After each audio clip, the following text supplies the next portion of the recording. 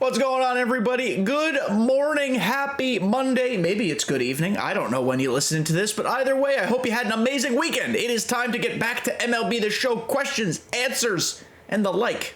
We're back with some more scintillating questions. It's a great word, SAT word. Use it in your daily life. But we are back with some big questions for MLB The Show. It was a really good weekend. We'll talk about that more in tomorrow's podcast. Stay tuned for that. But we got a lot of questions to answer, and so I'm ready to do it. If you'd like a chance to have your questions answered, leave them in the YouTube comments down below or join the Discord. We have a lot of fun there. And you can leave your questions in the Mailbag channel. You can also now follow me on Instagram. That's a new channel we're going to be working with, doing some reels and clips and such. So make sure you follow me there. Link is in the description. All right, lads and lassies, we've got 10 minutes on the clock. And so in 3, 2, 1, hit the start button. Our first question today comes from Discord, comes from Bridge. What's your advice for someone who dominates in events with around an 80% win rate, but can't hit well in ranked when the stakes are higher? It's a fantastic question, and Bridge, you are not alone. As soon as people hear ranked or cue into ranked or, anything about ranked, things become different. In reality, ranked is no different than events in BR. I guess BR is sweaty. That's just the nature of BR. But it's a game mode. See ball, hit ball. My best advice to you is to just take a breath and try to maintain a consistent approach throughout. For example, I enjoy hitting pitches low and away, and so I try to sit low and away. Whether that's events, ranked, BR, if I'm in a groove, it's because I'm being patient and I'm waiting for the pitch that I enjoy to hit. Eventually, I'll get it. When it comes to 2 strikes, we got to fight things off. Obviously, we're going to start swinging at stuff that is not in our zone. But eventually, you're getting something. The biggest thing is maintaining that patient approach and just understanding that even though events, sure, have 0 stakes attached, like, doesn't matter how many games you lose, as long as you get to your win point that you're targeting, you're fine. I know ranked has points associated with it. I know World Series is like what you strive for. But in reality, your record doesn't matter there either. Especially with the program now, you can still obtain all the cards that World Series players can obtain. Just is going to be obtained differently. I just suggest you maintain your patience. Now, I streamed on Saturday morning, twitch.tv/kdjTV. Come hang out. We exclusively played the event on stream, and I was on a freaking heater. I am, as of Sunday morning, 25-1. Sadness, I lost the game. 10th on the leaderboard. Here, I'll move up so my head is not covering it. Oh, I can't. Well, you can see me there with 25 wins. There's 1 loss right behind me, too. I was on a tear. Why? Because I was maintaining a consistent approach. The same approach that I would maintain in ranked, in BR, etc. Approach. That's how you're going to win games. So, Bridge, I hope that helped you. Keep a level head, and I promise you'll do fine. Next question comes from J-Rod on YouTube. Why does it feel like Angel Hernandez is behind the plate every game? SDS really needs to allow challenges or take umpire personalities off. I agree with you almost 100%. On online play, I agree with you 1,000,000%. Remove imperfect umpires. In a game mode of online head-to-head that's already so RNG based, there's so much RNG. Umpires at least got to be perfect. If there's going to be pinpoint RNG within the par and then compound that with umpire RNG, who knows what a strike looks like anymore? So I agree 1,000,000%. Now, the other side of the coin, I am not much of an offline player. I do play Conquest, I do play mini seasons, but I don't play franchise. I don't really play March to October. I digress, though. I do think imperfect umpires, have some sort of place in those offline modes, specifically more of franchise and March to October. Outside of Diamond Dynasty, I think they work.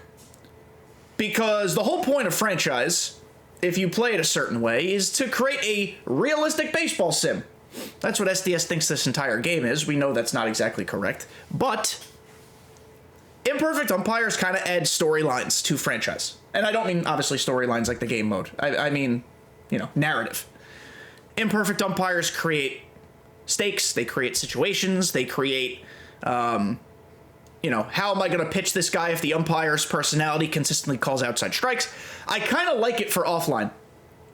But J-Rod, if you're talking about online, I agree with you wholeheartedly. I don't think imperfect umpires should exist online. I think everything should just be the correct call, because everything else is already a complete crapshoot. So thank you for your question, and I agree. Next question, Quickfly Alley on the Discord. Quickfly asks, on a scale of 1 to 10, how badly are updates to gameplay needed at this point to you, and what is the most glaring gameplay weakness? I would say it's probably about a 6.5 out of 10 that we need a gameplay update. Of course, any potential gameplay update also comes with the chance of breaking something else, so that's why I'm not a full bore 10 out of 10. I would say the two things that need to be fixed are a tie for me. Number one, foul balls. We could talk about foul balls until our faces are blue.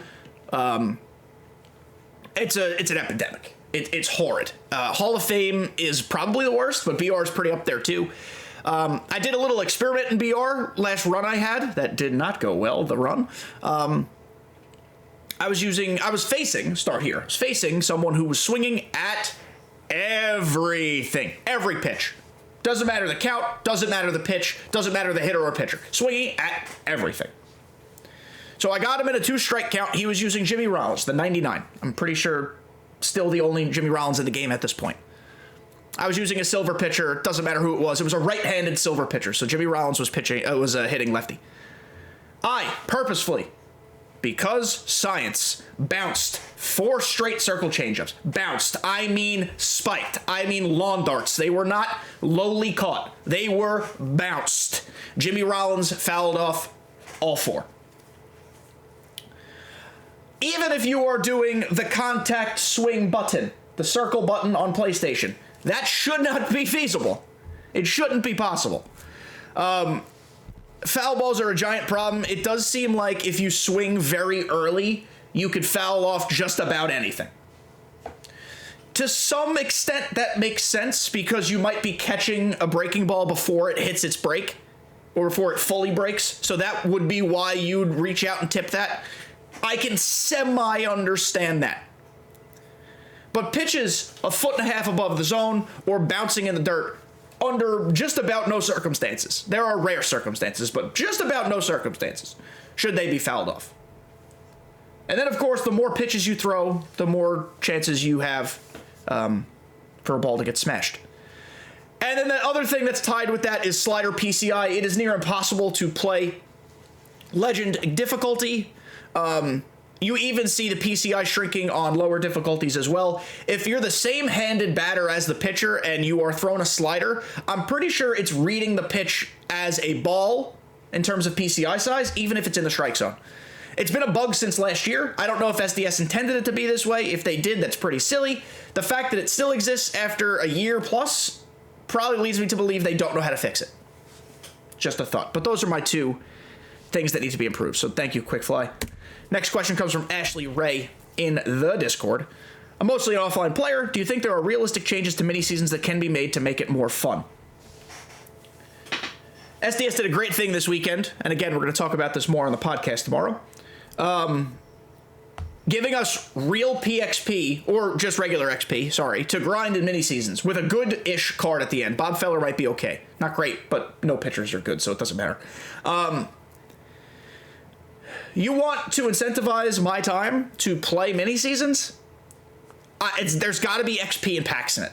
I'm not looking to get rich from it. I'm not looking to complete the entire XP reward path from one mini-season, but you got to give me something. Even if a lot of the missions are achieved one time and then they disappear, I still think there should be, like, for second-time finishers of mini-season, a stock XP reward at the end, like 20k XP or something. I also think mini-seasons just takes too long. For some people, that doesn't matter, but for people who are just trying to grind it, it does. I'd love to have, like, an expedited version of it where you can take out all the cutscenes and crap. But mini seasons, I think, is playing better this year than it has in the past. Maybe I'm wrong. You guys can tell me more about that if you disagree. But Ashley, thank you so much for your question. And the last question from YouTube. Go Pack Go. What could SDS launch that would keep people interested in July? Extreme is a bit washed because it's been baked into TA. I actually love that Extreme has been baked into Team Affinity and other programs. I think it's great. It incentivizes better or more persistent players to get more progress in a different type of way. I'm a huge fan of it. I think having an Extreme program on its own is certainly worth it, but I love that Extreme, which has become such like a, I don't even know what you'd call it, like a folklore in the community. I don't even know. Folklore implies that it's fake. I don't know. A community favorite. Baked into everything else is super cool. I don't know what's going to keep people interested in July. July is kind of when people stop playing anyway. I don't think that's an SDS problem. I just think that's a baseball game problem. I don't think that, I mean, could SDS always do more to keep people entertained? For sure, Ski. But I just think, I mean, listen, by July, you've been playing this game April, May, June, part of March, maybe almost 4 straight months. Like, I don't know.